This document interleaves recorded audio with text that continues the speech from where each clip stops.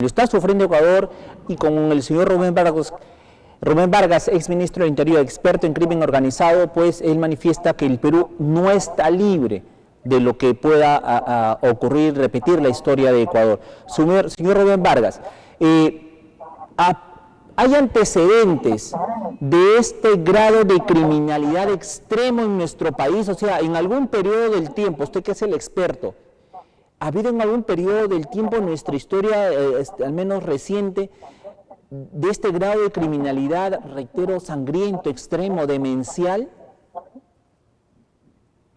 Yo le comentaba de que estamos pasando por el momento más oscuro, más crítico en materia de seguridad.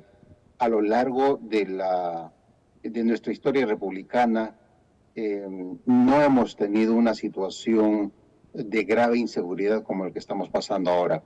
A ver, repasemos rápidamente lo que fue en la década de los 80 y 90, cuando el Perú era el epicentro del tráfico de pasta básica de cocaína.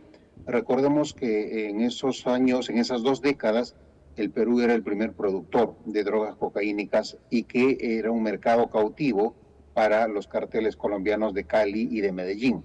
Es decir, estos dos carteles se aprovisionaban de drogas cocaínicas de Perú para que finalmente lo procesen y lo conviertan en cocaína en Colombia, y de Colombia lo trasladen especialmente a Estados Unidos y a otros mercados internacionales. En esos años, en esas décadas, existían en el Perú las firmas del narcotráfico. Ahí estaba Vaticano, estaba Vampiro, estaba Cristal y varios otros personajes, inclusive mediáticos, en esas 2 décadas. Pero aún así, aún cuando fuimos el primer productor de drogas cocaínicas en esas 2 décadas, la situación de inseguridad en el que estamos ahora no tiene punto de comparación. Inclusive, en esas 2 décadas, recordemos que también sufrimos la presencia, el embate de 2 grupos terroristas, del MRTA y del Partido Comunista del Perú, Sendero Luminoso, que tenían el objetivo de tomar el poder. Pero inclusive, con la presencia de 2 grupos terroristas, el narcotráfico también en su pico más alto, la inseguridad que sentimos ahora es muchísimo más peligroso, muchísimo más dramático. ¿Por qué? Porque estamos ahora enfrentando no solamente a las organizaciones criminales vinculadas al narcotráfico, sino que por primera vez en la historia del Perú están operando dentro del territorio nacional hasta 3 organizaciones criminales transnacionales.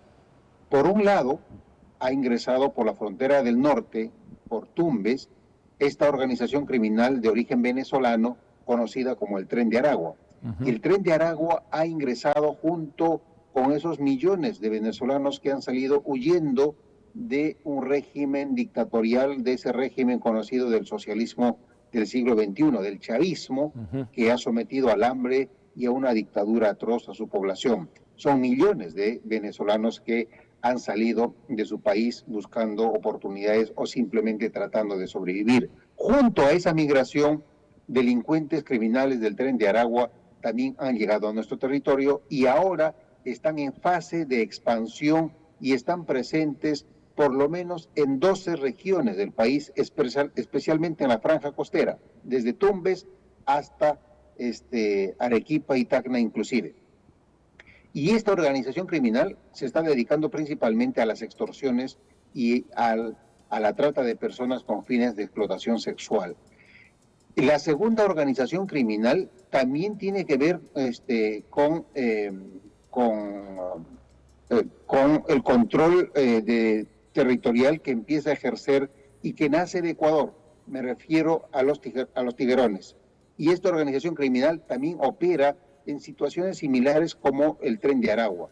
Sin duda que entre ambas organizaciones criminales en algún momento van a empezar las disputas por el negocio criminal, por el negocio ilegal, por las extorsiones, etcétera, y seguramente que allí vamos a empezar por cientos, si no por miles, a nuestros muertos, como lo está teniendo ahora Ecuador.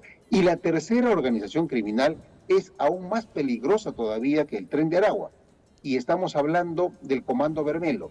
El Comando Vermelho es una organización criminal que nació en Río de Janeiro, en Brasil, y que controla todas las favelas de Río de Janeiro y también los estados que están hacia el norte del Brasil, hasta Manaus inclusive. Y el Comando Vermelho está ingresando, siguiendo la ruta de la coca y la cocaína por el río Amazonas, ya están en Iquitos y han bajado inclusive hasta Ucayali, hasta Pucallpa. Entonces, estas dos corrientes de organizaciones criminales están empezando, por supuesto, a sembrar sangre y situaciones de absoluta zozobra en la población, porque están dedicándose, como dije, a la extorsión, a la trata de personas, al sicariato, al narcotráfico y a todos sus delitos conexos. Todo esto adicional a la criminalidad local que ya estábamos sufriendo. Entonces, frente a esta situación de extrema gravedad, el gobierno, el Estado, está absolutamente desorientado, está absolutamente en piloto automático, sin una respuesta clara frente a una situación tan crítica como la que estamos ahora describiendo.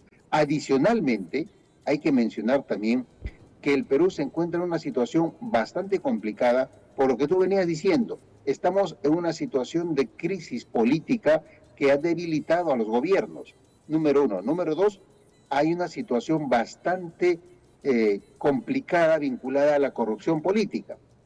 Número tres, tenemos dentro de lo que se conoce como economías ilegales a la minería ilegal del oro, al narcotráfico, a la trata de personas, al tráfico de madera, al contrabando, que son economías ilegales, que son terreno fértil también para estas estructuras criminales.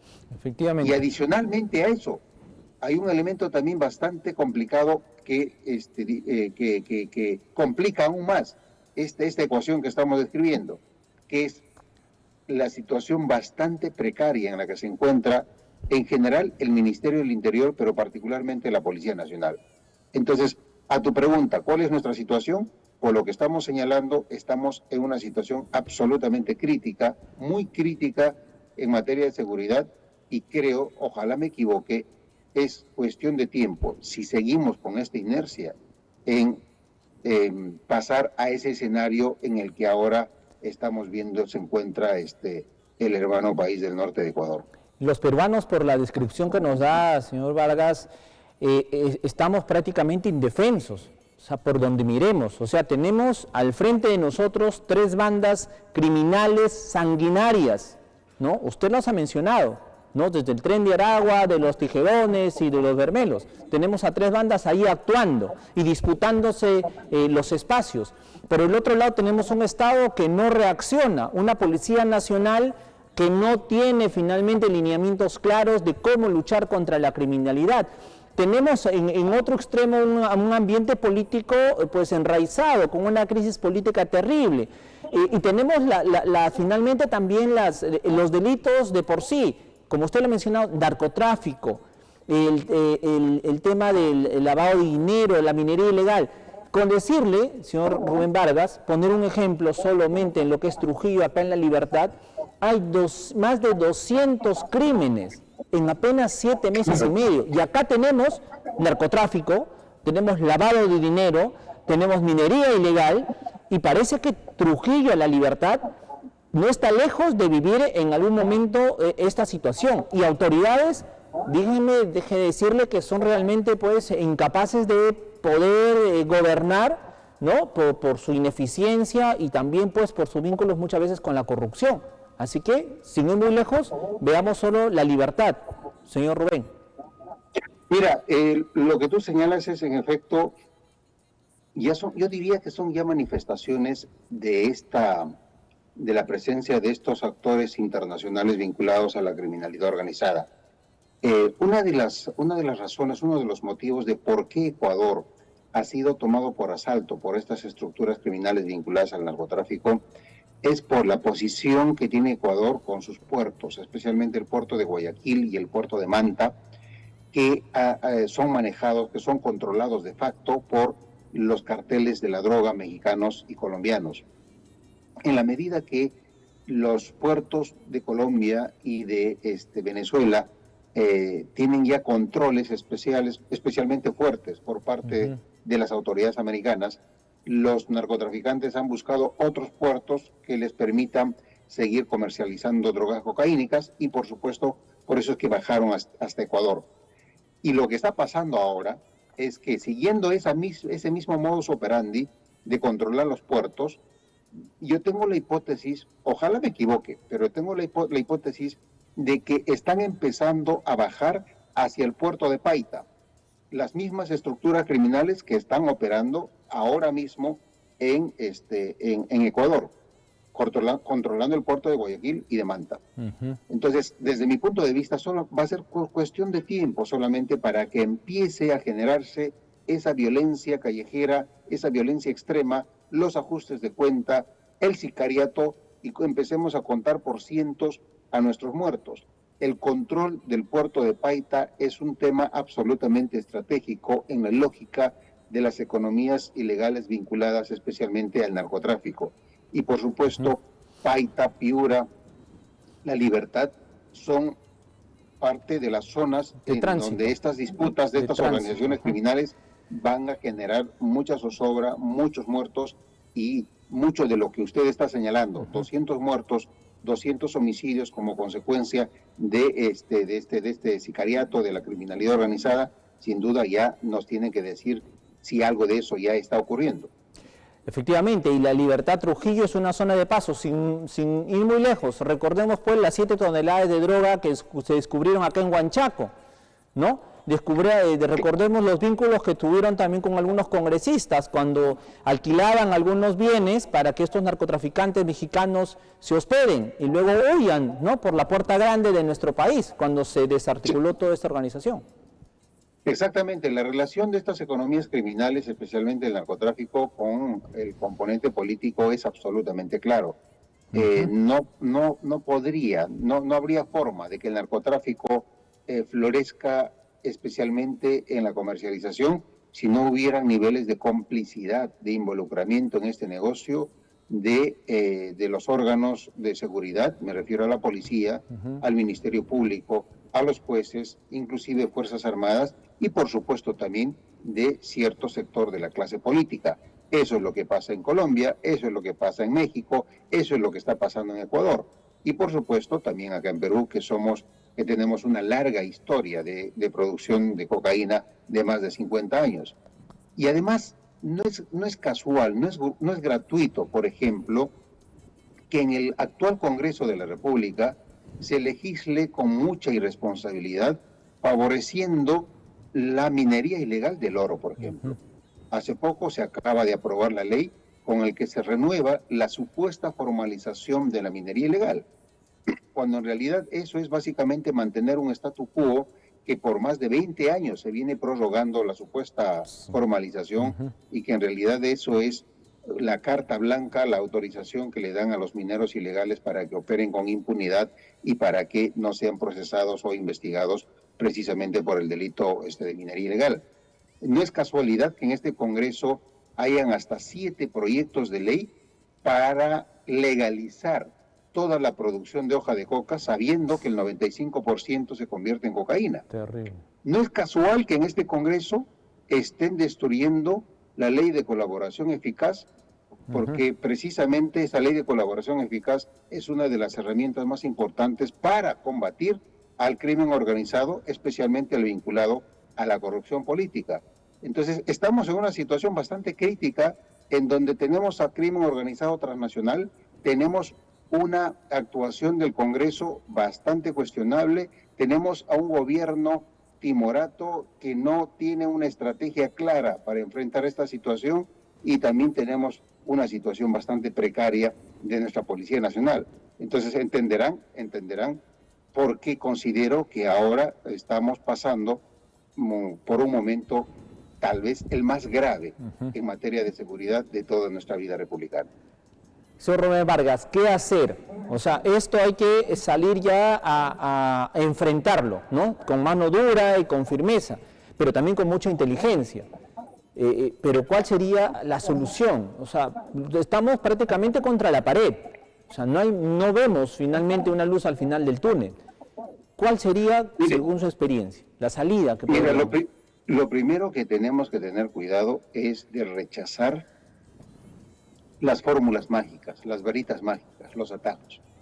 Ese discurso demagógico de que vamos a resolver las extorsiones declarando el estado de emergencia o sacando a los militares de los cuarteles, sacando las tanquetas a las calles, eso es parte de una demagogia absurda y torpe.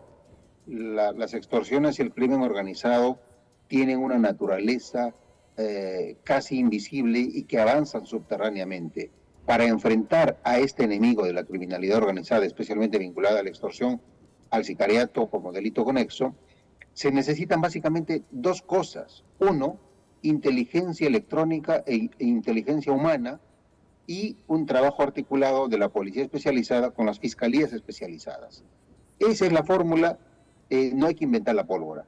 Esa es la fórmula que funciona, pero por supuesto hay que tomar la decisión política de querer hacerla. Hay que tomar la decisión política de fortalecer a esa policía especializada. Hay que tomar la decisión política de financiar, de comprar, de invertir en plataformas que nos permitan tener esa inteligencia electrónica. Hay que invertir en mejorar nuestras posibilidades y nuestra plataforma de interceptaciones telefónicas con capacidad ilimitada y especialmente para las comunicaciones que se realizan utilizando el Internet. Hay que invertir, por supuesto, en una mayor formación y capacitación de la policía especializada en criminalidad organizada. Digamos nuevamente, son fórmulas conocidas, no hay que perder el tiempo tratando de inventar la pólvora, pero para eso se necesita, por supuesto, gobiernos que y no asuman esa decisión, que se amarren los pantalones y que empecemos a trabajar en serio. Lamentablemente, lo que estamos viendo hasta ahora es básicamente una posición muy blanda, una posición hasta de confusión, y eso, por supuesto, nos preocupa mucho más. Señor Rubén Vargas, una inquietud. A ver, el gobierno no tiene claro, y encima tenemos un gobierno débil. Un Congreso que está a espaldas de lo que los peruanos decíamos y más están buscando la impunidad, de quedarse, defender su escaño como se pueda. Tenemos una Policía Nacional que ya se ha visto rebasada. Tenemos a 3 bandas transnacionales en nuestro país, que tenemos pues ya la cantidad de muertos que tenemos y todo el dinero sucio que corre detrás en cada uno de los delitos. Y se me viene a la mente la siguiente interrogante. En Venezuela, después de la muerte del candidato presidencial, vino la DEA para investigar justamente ese asesinato, ese crimen. ¿Cree usted ha sido ministro del Interior, yo solo hago la pregunta, usted es el experto, ¿usted cree que nuestro país necesita tal vez ya la ayuda externa, por ejemplo de la DEA, para poder derrotar a estas bandas transnacionales? Porque no estamos hablando de una banda pues menor, ¿no? O sea, no, tenemos bandas, como usted las ha descrito, sanguinarias, demenciales, que nos están aplastando cada día más. ¿Usted cree que podría ser una medida extrema tal vez, pero necesaria? Mira, tú has descrito la situación de Ecuador, y en efecto Ecuador como Estado se ha sentido rebasado en la respuesta que tiene que dar a la criminalidad organizada, y ha pedido el apoyo del FBI. En el caso nuestro no estamos todavía en esa situación, pero como dije, es cuestión de tiempo si seguimos con esta inercia. Lo que creo que deberíamos hacer, y de manera inmediata, es convocar a toda la región, a toda Sudamérica, tal vez teniendo como plataforma la OEA, y tomar decisiones operativas inmediatas para que las policías nacionales y los órganos de inteligencia de cada uno de los países tengan plataformas de intercambio de información respecto a estas estructuras criminales. Lo que necesitamos es tener una respuesta regional, una respuesta que trascienda a nuestras fronteras para poder enfrentar a estas estructuras criminales transnacionales. Necesitamos conectarnos con Brasil, necesitamos conectarnos con la Policía Federal, con los órganos de inteligencia contra el crimen organizado de Brasil, de Ecuador, de Colombia, del mismo Venezuela y de todos los países que estamos siendo afectados por estas estructuras criminales. Necesitamos tener una respuesta conjunta internacional, porque eso es la amenaza en la que estamos ahora tratando de enfrentar. Entiendo. Pero nuevamente, para eso necesitamos una decisión política, para eso necesitamos un gobierno que esté consciente de la magnitud de la amenaza que estamos ahora mismo enfrentando. Lamentablemente, lo que estamos viendo es a un primer ministro que tiene anuncios absolutamente demagógicos. Tenemos a un primer ministro que pretende levantar fuegos artificiales, pero que no aterriza en estrategias o en políticas claras para enfrentar a estas situaciones de extrema violencia. Entonces ahí tenemos un serio problema del gobierno. Creo que la presidenta Boluarte tiene que sopesar, tiene que evaluar inmediatamente la situación en la que se encuentra su gabinete, porque si no, las consecuencias vamos a pagar todos los peruanos. La criminalidad y las economías ilegales están avanzando en términos exponenciales y eso cada día más que pasa va a ser mucho más complicado enfrentarlos. Y está corrompiendo nuestro país. Señor Rubén Vargas, le agradezco muchísimo por estar esta noche con nosotros y habernos descrito pues esta delicada situación y sobre todo dar esa claridad de alerta, de una reacción inmediata para evitar pues más derramamiento de sangre.